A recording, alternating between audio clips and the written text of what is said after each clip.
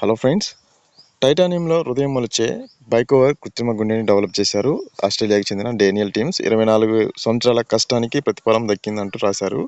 అయితే మన గుండె దాదాపు మన చేతి పిరికెడ ఎంత ఉందో అంత సైజులో ఉంటుంది. అలానే ఇది కూడా డెవలప్ చేశారు.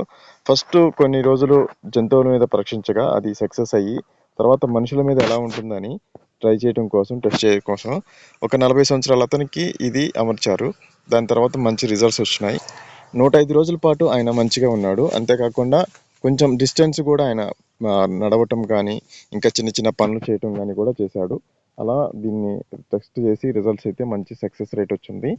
సో 24 ఏళ్ళ కృషి అంటే చూడండి ఎంత టైం తీసుకున్నదో, ఎంత వెయిట్ చేశాడో.